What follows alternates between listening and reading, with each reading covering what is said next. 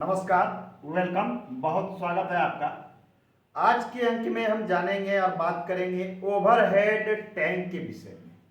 छत के ऊपर जो आपकी टंकी रखी हुई है, चाहे वो प्लास्टिक वाली हो या मेटल की हो या फिर सीमेंटेड हो या किसी अन्य धातु की हो, उसकी बात हम देखते हैं कि लोग कहीं भी किसी भी स्थान पे क्या करते हैं, वो छत पर टंकी लगा देते हैं।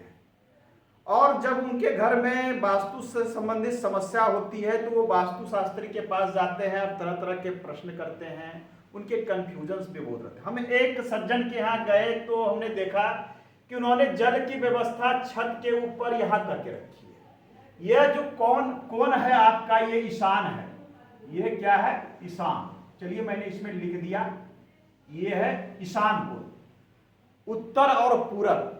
जब हमने पूछा कि आपने यहाँ छत के ऊपर ये जल की टंकी क्यों रखी है, समस्या इसी से आ रही है, तो उसने कहा कि गुरुजी ये आप क्या बता रहे हैं, आपने ही तो बताया है कि ये जल का क्षेत्र है, जल के लिए सबसे उत्तम होता है, जल की व्यवस्था हमें इसी कॉर्नर पर करनी चाहिए, और आज आप कह रहे हैं कि ये टंकी गलत है।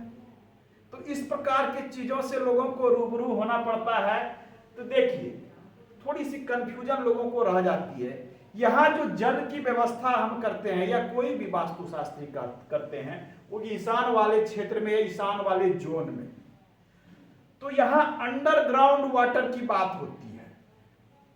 भूमि के नीचे जो हम हैंड पंप लगाते हैं या फिर बोरवेल लगाते हैं या जिस भी तरह से व्यवस्था करें, उस टैंक, बहुत लोग अंडरग्राउंड टैंक भी लगाते हैं जहां जल की समस्या है, तो वो टैंक यहाँ अंडरग्राउंड होता है। लेकिन जब छत के ऊपर रखने वाली बात होती है तो यहाँ पर आपने 2000 लीटर का टैंक रखा है।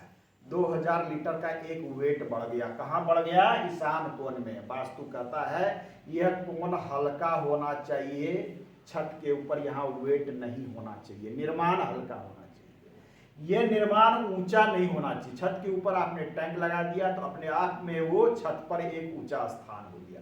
तो वास्तु देखिए किस प्रकार से यहाँ निगेटिव हो जाता है। ये साधारण कॉमन सेंस है, कॉमन सेंस है। यहाँ हम ऊपर में ओवरहेड टैंक नहीं लगा सकते हैं, ये आप जान लें। ये स्थान आपका गलत है, ये स्थान गलत है, हम यहाँ पर नहीं लगा सकते।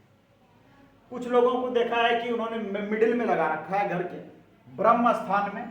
ये ब्रह्म स्थान है, कहते हैं कि यहाँ लगा दिया है। उनके पास 2-3 फ्लैट्स हैं अलग अलग, सभी जगह अच्छे से डिस्ट्रीब्यूशन होगा, हमने बीच में लगा दिया और हमारे पाइप्स भी बच जाएंगे। तरह तरह के तर्क हैं उनके।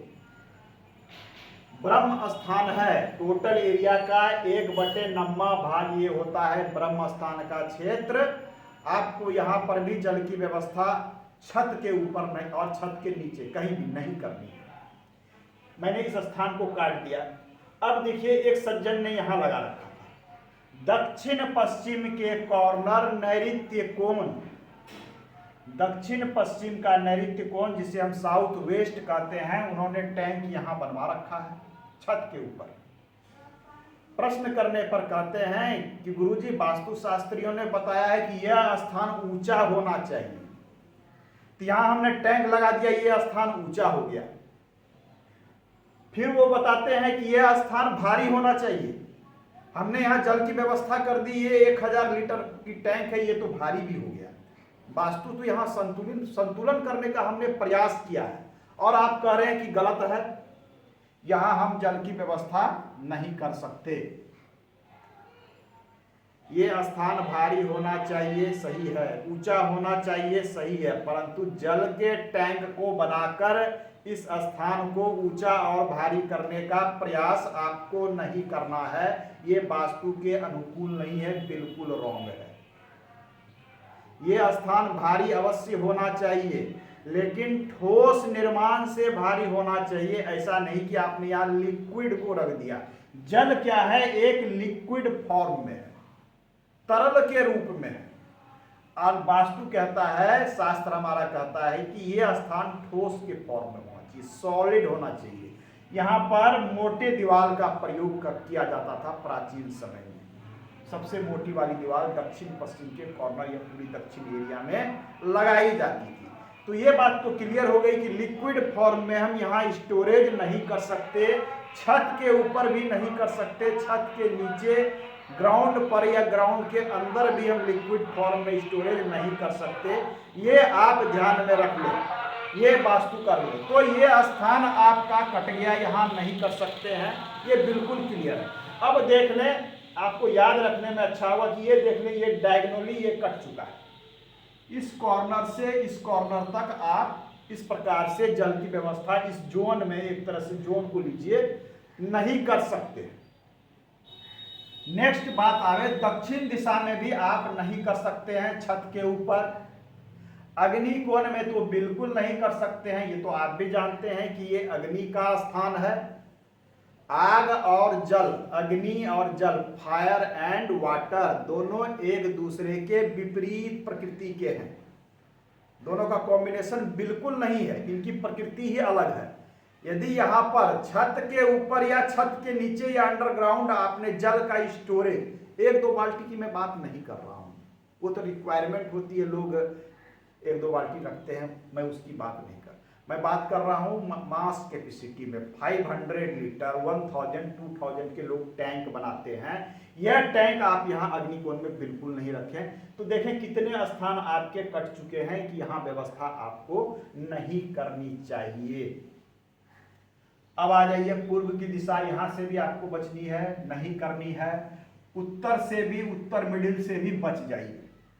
तो देखिए कितने सारे स्थान आपके कट चुके हैं। तो क्या इन सभी स्थानों में हम निर्माण कर लें? बिल्कुल कर सकते हैं, लेकिन इसमें से भी कुछ हमें मेजरमेंट करने होते हैं, उसके बाद हम तय करते हैं कि हमारा निर्माण यहाँ हो सकता है या फिर नहीं हो सकता है। आपको करना क्या, बहुत ही आसान है। आपकी पश्चिम दिशा, एक चीज आप मार्क कर लें, दिशाएं यदि आपकी कंपास के अनुसार सही हो तो आप ये मान सकते हैं कि एक दूसरे के ये बिल्कुल सटीक है। तो यहां मान लीजिए पश्चिम दिशा आपकी आती है, ये आती है आपकी नॉर्थ वेस्ट, जिसे हम वायु कोण कहते हैं। इसके मिडिल में एक दिशा आती है जिस दिशा को हम कहते हैं वेस्ट नॉर्थ वेस्ट, ये एक दिशा है। पश्चिम उत्तर पश्चिम, क्योंकि ये टोटल क्या है, इसमें तो हमने जैसे बनाए ये 4 दिशाएं सभी जानते हैं, 4 कॉर्नर अर्थात 8 दिशाएं हो गई। 8 दिशाओं के भी मध्य में एक एक दिशा होती है, जिसको हम जब भी हम किसी भी चीज का निर्माण करते हैं वास्तु के अनुसार, चाहे किसी भी चीज का, तो हमें उसको 16 जोन में बांटते हैं। विशेष परिस्थिति में 32 पद में बांटा जाता है। तो हम जब 16 जोन अर्थात 16 दिशाओं में बांटते हैं, तो ये देखिए यहाँ आ रहा है। तो हमें जो जल की टंकी का चुनाव करना है, हमें प्रयास करना है कि इस क्षेत्र में वायु कोण वाले एरिया को छोड़कर पश्चिम एरिया से पहले हमें इस स्थान पर कहीं पर जहां पर सुविधा हो। ध्यान देने की बात है कि जल के टंकी के नीचे आपके वाल आते हों, आपके बीम आते हों, तो आपके घर में एक सपोर्ट और संतुलन की भी व्यवस्था होती है। इन सभी चीजों को ध्यान में रखते हुए आप पश्चिम को से थोड़ा छोड़कर, नॉर्थ वेस्ट से थोड़ा छोड़कर आप अपने लिए एक स्थान चूज कर लें जहां पर जल के टंकी के नीचे एक ठोस सपोर्ट भी हो।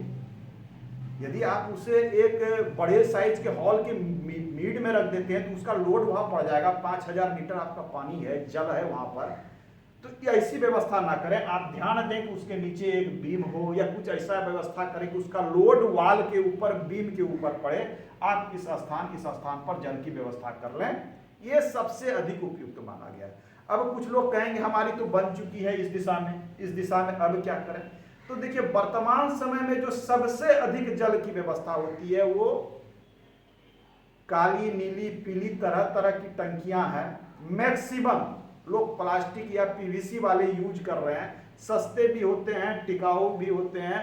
हाँ, उसके ड्रॉबैक बहुत सारे हैं प्लास्टिक वाले जल। सीमेंट के भी यूज कर, सीमेंट अस्थाई है, परिवर्तन करना संभव नहीं है, लेकिन आपके मेटल वाले हों, प्लास्टिक वाले हों, तो इजी वे में आपके प्लम्बर आएंगे, हमें लगता है कि मुश्किल से 3-4 घंटे लगेंगे, वो चेंज करके चले जाएंगे, आपका अधिक खर्च भी नहीं होगा और सही स्थान आप चूज भी कर सकते हैं और घर के एक बड़े वास्तु दोष से आप बच सकते हैं। तो आज के अंक में इतना ही, मिलते हैं अगले अंक में पुनः एक नए चीज़ों के साथ आपके साथ मिलेंगे। धन्यवाद।